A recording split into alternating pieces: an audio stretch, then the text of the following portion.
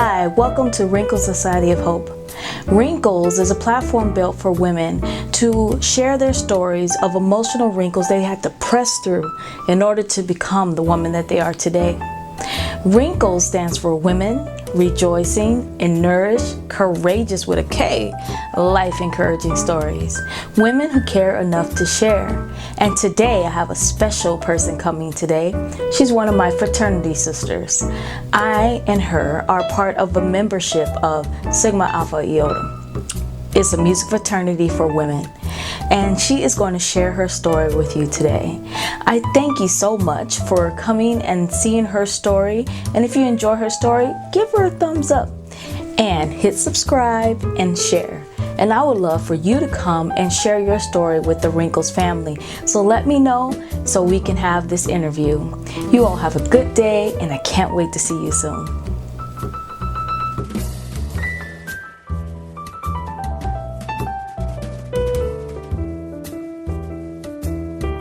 Hello, Wrinkles family. I am so excited about today. One of my fraternity sisters have blessed the Wrinkles family with coming to share her story. So can you please introduce yourself to the Wrinkles family? Hello, Wrinkles family. My name is Gretta. I currently reside in Houston, Texas, and I am her fraternity sister. And I know you hear us saying fraternity, but it's so old that is the name. We promise we know the difference between sorority and fraternity. Yes. But it's Sigma Alpha Iota. And so I have a business. It's Wisdom Entertainment, and from that is everything that has everything to do with creative arts, from writing books to stage plays, actual studio music, performance. And so that's what I do. Awesome. That's my short brief. And we're gonna share websites and links later so you can follow this amazing woman that I am so gracious to just have met. But she's my sister, and I'm super excited about you coming today. So, like I've said before, the Wrinkles interview is always the same questions. So I'm gonna start off with, and as we see, she doesn't have any physical wrinkles on her face, but won't he do it? The first question is, if you would have a physical wrinkle on your face, how do you think you would feel about that? Why not? I have physical gray hair. You just can't see all of it because my dye game is real. I shook and my hair started falling. That's okay. But yeah, I have all of this is gray. Oh. And this is too. All of my hair is gray. And how did you feel about that when you started getting gray? I was almost okay with it because the Bible talks about gray hair being a crown of wisdom. Mm-hmm. Funny story, and I'm gonna make it short. My daughter had surgery once, and I was feeling like a mother, and really whipped about it. Mm-hmm. And this was at the time when I was trying to just let it grow out. And I was with a friend of mine, and she was looking so good. And this old man came up to her, and he was a white guy, and he said, "You are such a..." Look, his little hand was shaking on his cane. He said, "You are just wonderfully well put together woman." And I was like, okay. And then he looked at me and said, "Are you the mother?" And I was like, "Hell no, I'm the mother." I went home that day and died. My child is 19. She was in 3rd grade at that time. Oh, wow. I haven't stopped. I know some people like, "Girl, let it be natural." It's my preference. Okay. It's your preference. Yes. And it's my preference. Tell us how old you are, if you don't mind. Oh, no, I don't mind at all. I'm 45. Okay. And I'll be 46 next month.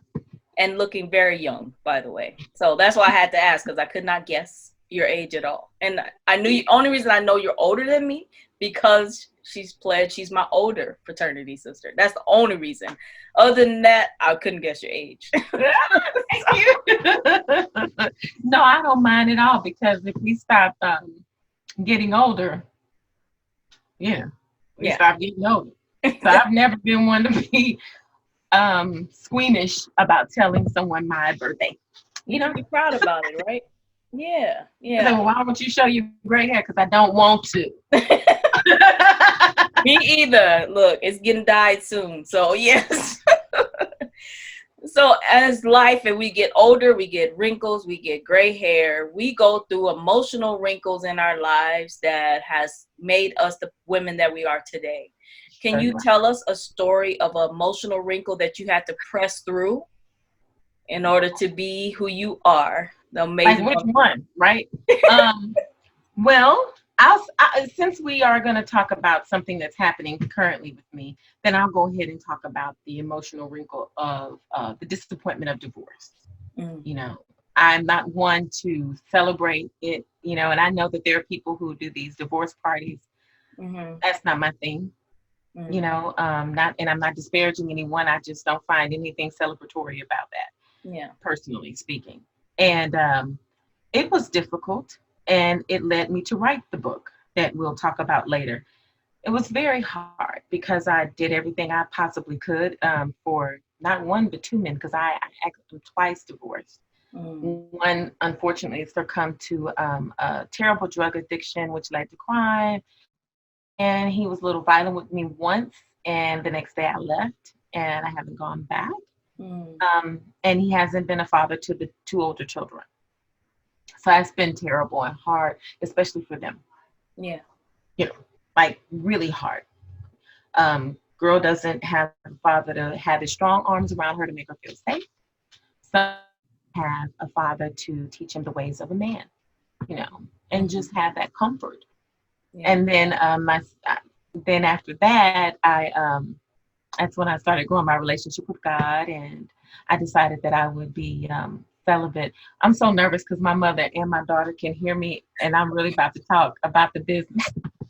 But I'm just being fair. I'm gonna just do it scared. Okay, so They'll see it on YouTube later. So really, so I decided that I would walk in purity, if you will, like yes. just keep it to myself until I got married. Yeah. Therefore, I married somebody who I didn't know his real desires, and ended up finding out after I had my daughter, about I think she was almost 2 months old.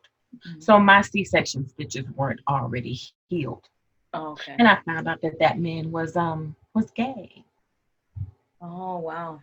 and so that was extremely hurtful. And the reason why I gotta say this was a little bit more hurtful, because I gave into the man-made preaching idea that if you give God your best, he'll give you his best. I mean, Mm, tell that to the person with cancer, you yeah. know, or Yeah. tell it to the person who's unfortunately been sexually assaulted, Yeah. who lives their life for God, you know, and you say, well, how does God love me? And these terrible things have happened to me. Yeah. Well, we fail to say that, to remind people that in this life we will have um, bad times, Hmm. and his love is carries us through those times. So to promise that if you do everything perfect for God, nothing bad will happen to you, is stifling the growth of the church, Yes. because that is not true. Hmm. Because I gave him all of my best. I didn't even see the inside of that man's apartment for the first 10 months of dating him, and we dated for a year and a half. Wow. Yeah. So I did as much as I could, even married, for him. And he was struggling, and I didn't know. And I'd much rather have been his best friend than go through the heartache of being unwanted sexually, emotionally, physically, spiritually, mentally. Yeah. Because Yeah. he was struggling with what he was struggling with. Yeah. So I was the fall guy for all of this. No matter Yeah. how hard I worked, it wasn't enough. So that was hard. And then that was like a second father the kids lost. So that made me want to run over him with a Mack truck and back up and do it about 5 more times. And then maybe another 15. Hurt the children. Yeah. When you hurt the You children. know, that hurts. That's my point. I am not doing it. Yeah. Somebody run over him. It wasn't me. But but yeah, that was a hard one. That these two were Yeah. hard, and that second was harder. But I can speak about it the way I am now because I just did a lot of work healing. What was that work? What was that work that you did? First of all, I had to say this happened to me and not be afraid to say it because I was worried. And I have a very good friend. Her name is Kimberly. And I remember talking to her about it. And I said, well, I'm afraid to put this book out because I don't want to bash him.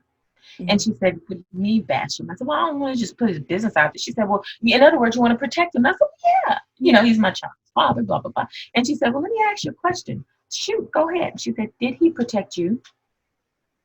And she said, I'm not talking about eye for eye and all that. I'm asking you, did he protect you? And I was like, well, no. And that's where the conversation ended. And so then my big sister, Andrea, she, Andrea Majette. Yes. She called me one day and she didn't even know. She said, God showed her my face and I was crying. And she said, what's going on with you? And I hadn't heard her voice since Jalene's wedding back in 2005. And I was like, and I just bawled out crying. I said, I have this book and it's all finished. I don't want to send it. And she said, girl, you better do it scared. And she kind of just firmly loved me, like a big sister would, And I sent it right there in the car with her. I went on the phone with her. And so that healing felt like not being afraid to go and point out the person who did it to me or persons. Like if somebody got hurt and they had to go to the police station and point somebody out, that's what it feels like. And I can only imagine how hard that is. But that's what it feels like. To be able to say this happened to me is like the hardest thing in the world. You don't want to talk about it. You don't want to face it. You don't want to remember it. You don't want to think about it. You don't want to write about it. You don't want to journal it. You don't want anybody to talk to you about it. You want to just act like it never all happened. But you can't, because I have children. You can't act like something that happened to you didn't happen to you, and all it does is erode inside of you and just tear you apart, and you can't even live a good life, and you can't even smile, and you can't even make friends, and because you think something is going to happen to you every single day because you haven't said this happened to me. Yeah.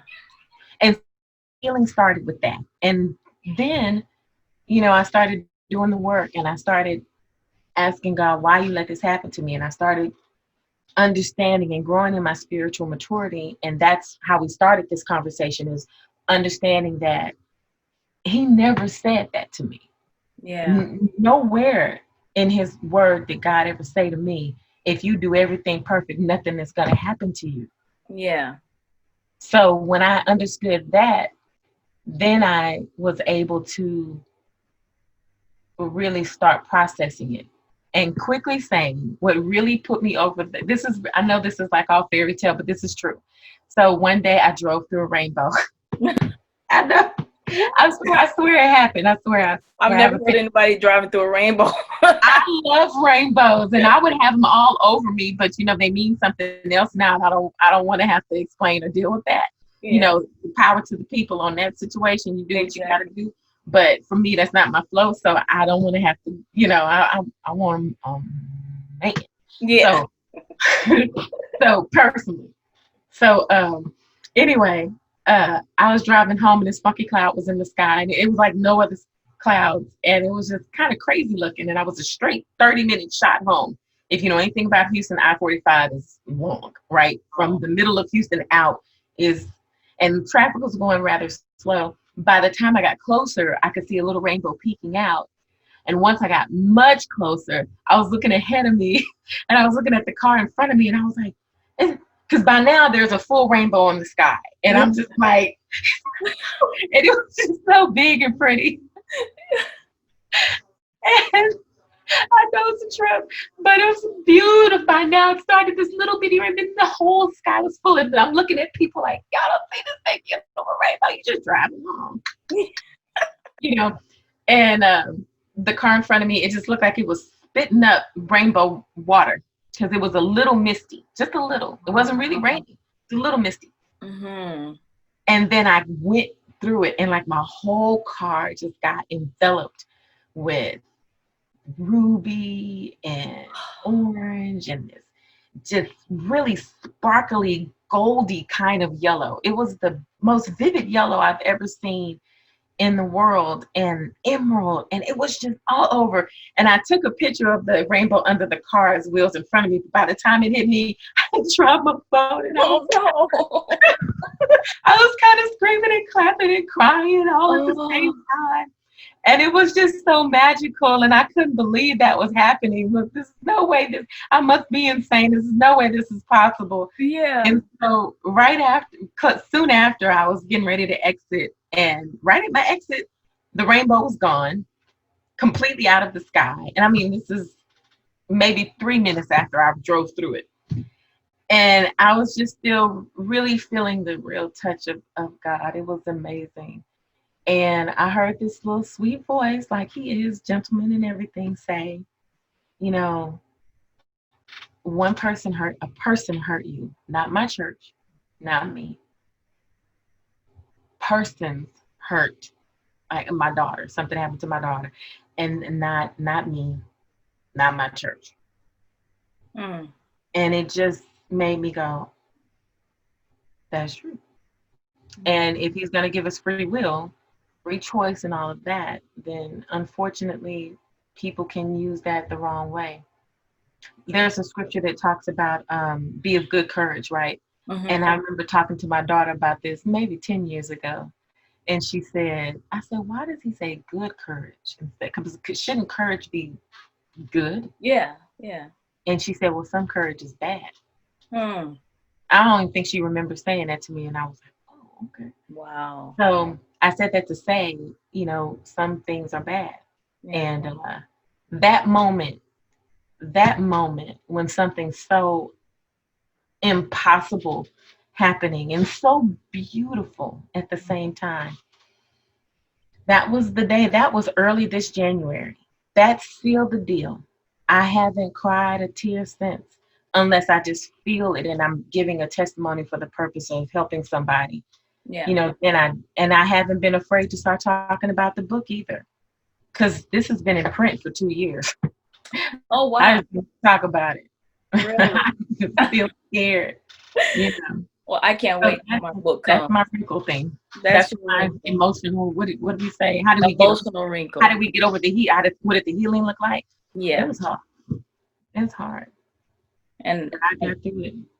and that's amazing that your strength, that you were able to finally do that book. I think it's about timing, and that you were ready to heal.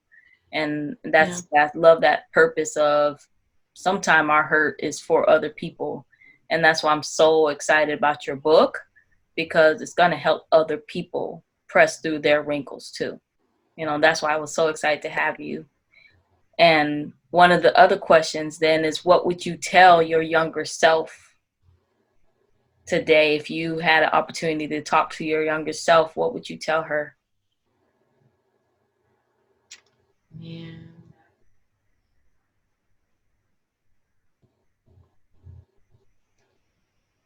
I would I would I would I would really want her to I really want her to just love herself Yeah.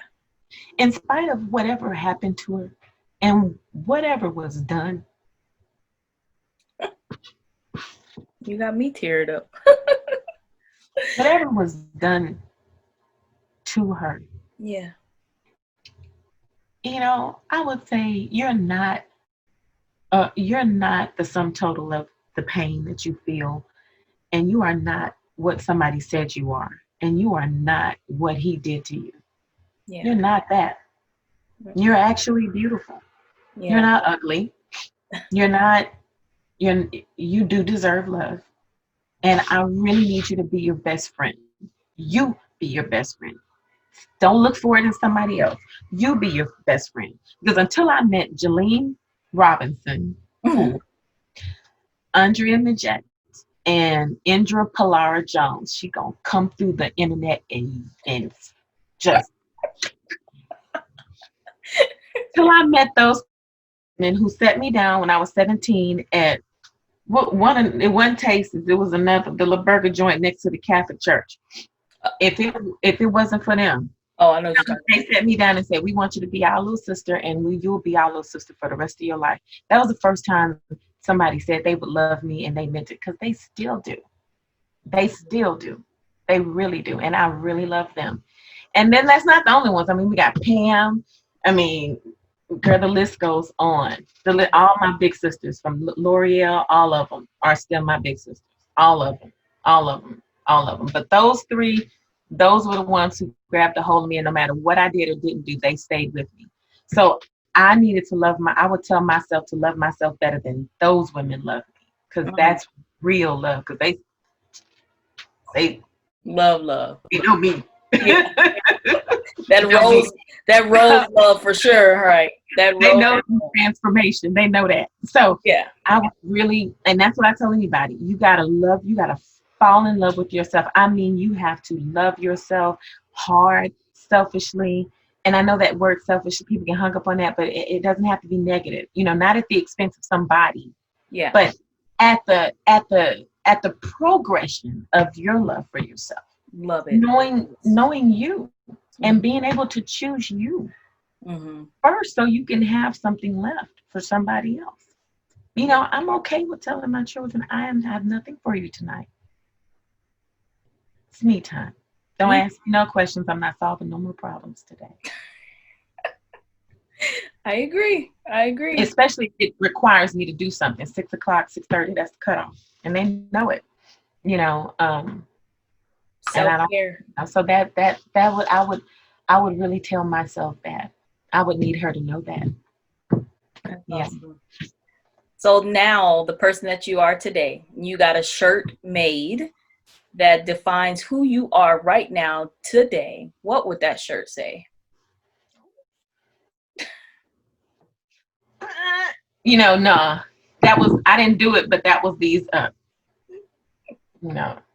was so all the Christians gonna come beat me down. But you kind of have to have attitude at some time. Like, you know, I didn't call my child here today and she going to school. Yeah. I'm not perfect at it.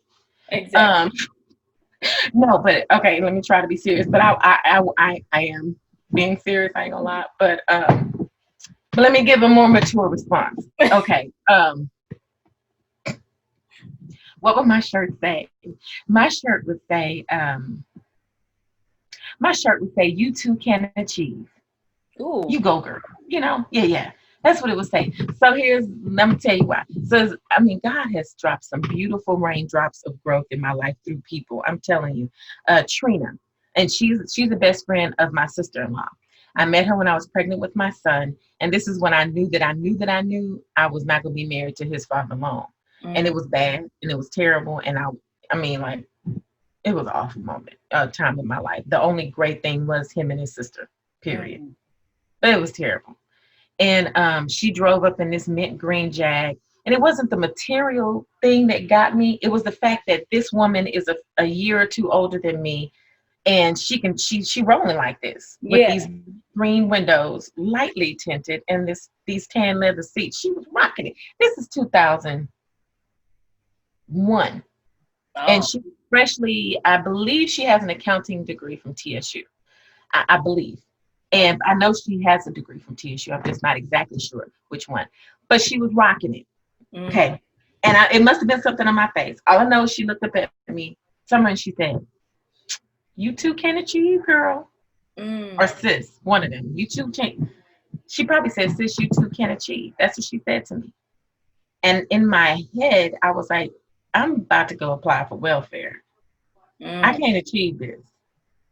I'm dropped out of school. I don't have an education. I don't have no money. I'm living with my brother. That was awful. It was beautiful because of Missy, his wife. And I have one kid. My husband is and I can't achieve this. So in 2004, my boss then, who was extremely rich, who wouldn't give me a raise, and I was making her tons of money, had the nerve to I was in her back seat. We were going somewhere, and she was telling her niece about how to progress in life. You need education, and you need to do this. And they were from another country, and she was telling her how she needs to do this and do that. And, because everything that she was describing was what she was doing to me that had been done to her. And I was like, why would you inflict this on me then? Do you see what I'm saying? Yeah. And I was sitting back like, do you know I'm back here? Like I'm like here. I'm listening Hello. to you. Yeah. So all the time in my head, all I keep hearing is you too can achieve. You too can achieve. So finally I just went, like the next day, I took the morning off and I couldn't lose no money. But I took the morning off and I went to a community college and I got in. Yeah. And it was hurdles. And it was always hurdles at the beginning of the semester. It's always hurdles. But I never forgot her saying, you too can achieve. Never, ever, ever.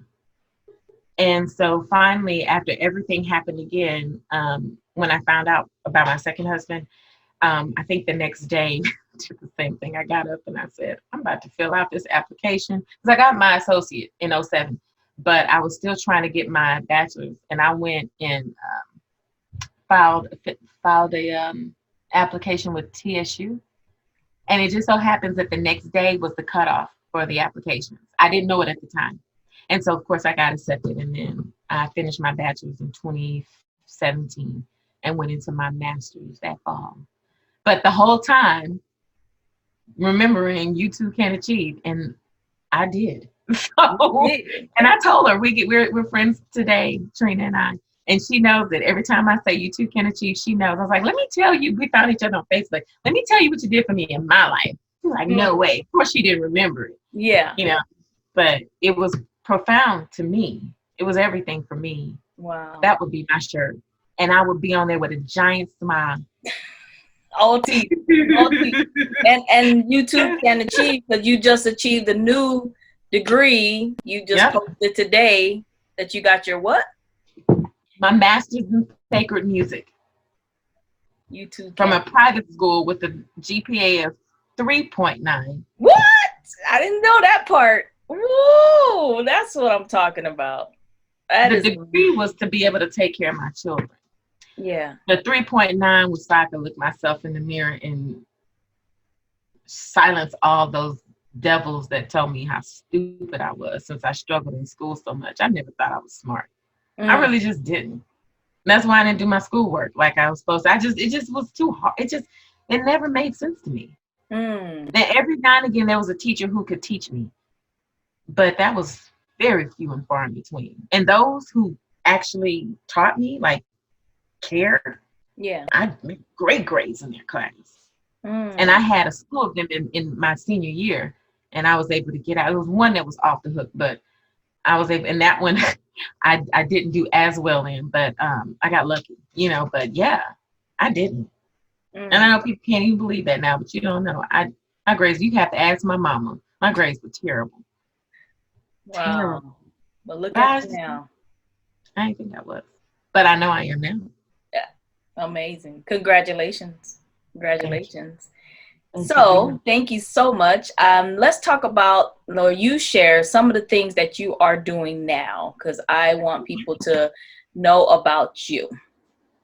Okay, so I'll start here because I don't have a lot of information. I used to have a jazz and poetry event that was starting to just really grow and be smoking hot. We have a group on Facebook, but I had to back away from all events when I got divorced because it was too much. I had to put my life back together solidly, obviously. And so I'm going to bring that back via Zoom this fall. I just, because at first I said, Lord, if you want me to bring it back, you're going to give me a name. He gave me a name 3 years ago. And it was the word spoken, but now it has transformed into notes and rhythms. Ooh, love it. And it is trademarked. And so notes and rhythms is, and then I said, well, I'm not doing anything unless you start giving me dropping poems in my spirit again. Because I can't lead nobody if I can't flow. And I got this wonderful poem the other day, and it just fell from me. And it's called, It Ain't Never Really Been Easy Being Me. And I say the truth, exactly how I want to. Freedom. Not being in nobody's box. Even though we're in. But So that's one thing. So if you want to follow me, then you can connect with me on Facebook, Bon Gretta, and I'm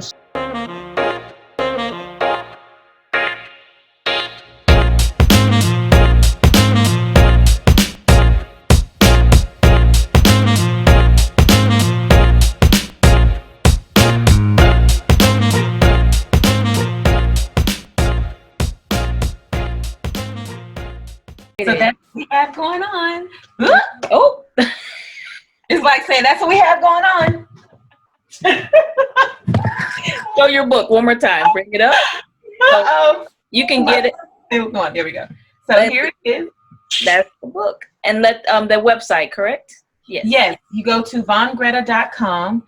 And if you forget, you can go to Facebook at Von Gretta. It's spelled the same way everywhere. So it's really easy to stalk me, unfortunately. But I guess fortunately. Yeah. You know? And so, you know, when Oprah gets it, it's going to be on. Book club. I'm just saying. You know I could say anybody's name, but it's just something that woman empowers me. You know, when I just need a jolt, you go on YouTube and look at some of her little 5-minute or 10-minute clips, you find out, oh, I'm not a space alien. Oprah went through it too. You know, and she did it, I can do it. You know, sometimes we just are convinced that we are by ourselves and we're the only one that go through what we go through. It's not true. You know, but what it is we're not saying enough. We're too afraid, and I understand that fear. We know that by now. On this meeting, you know, it's hard to talk about these things, and a lot of the testimonies those were fearless women. Yeah. A lot of the testimonies I get are, you know, they're like, nah, Vaughn, I am not doing that. Exactly. You know, because the subject matter of the book, the content, you know, deals with everything from emotional healing to physical, verbal, self-inflicted, you know, it deals with everything, unfortunately. And, you know, they'll call me or email me or text me. And, you know, one lady, I forgot she even had it. And she said, you know, this led me to, well, I'm not going to tell you, but it was a trip. She had suppressed some things and didn't realize it. And then there's a point in the book where I say, here's your blank page to talk about the things that happened to you that you've been afraid to say, because it's important. And she called me and said, I forgot that happened. And for a minute, she thought it was just a dream. And it was true. And I was like, oh my God, you know, obviously it was really unsettling. Yeah. But bless the Lord, because she has a smile on her face now and can something so special when you can say this happened to me. It's just, it opens the door to start the road to healing. So anyway, but yes.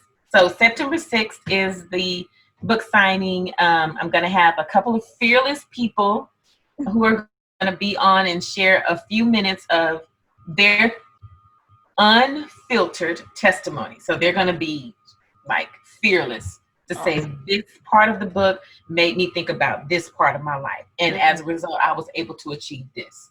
And then there's some men who are reading the book now too. So I have another commercial that's going to be coming with the fellas. Awesome. So yeah, one guy, one of my brothers, he said, hey, why is it just first? I said, I never said that. He said, well, you put Dear Sister. And I said, but that's the title. Yeah. You went and watched Girls Trip. Exactly. Jordan, Slam Dunk. So, you know, so I said, let me send you a book. And then he's reading it now. And so I'll have another commercial out for the men. So, because we can't leave out our brothers. You know, we'll definitely share. They need the loving too. Yes, they do. Yes, they do. Thank you so much for coming to the Wrinkles family today. This, you know, this is why I built this platform, is just for women to share their stories. Because, like you said, most of us, we don't share. And everybody think they might be going through things by themselves, but seeing strength and victories is gonna push and encourage other women. So. Thank you so much. You're just so beautiful. I'm so glad to have been here with you. This is so amazing that you're doing this. And I promise to follow you. This is just crazy wonderful. Thank you. I mean, this is so wonderful. I really pray that all your dreams come true. And this just blows up to a point to where you can't believe it yourself. I mean it. You know, I want you to wake up one day and like all you do is go to the studio to record your next Wrinkles. No. I would love that. What a cute name. What a cute name. Thank you. Really, thank you so much for the honor of considering me. I really appreciate it. I appreciate you coming. I'm so excited. So thank you, Wrinkles family.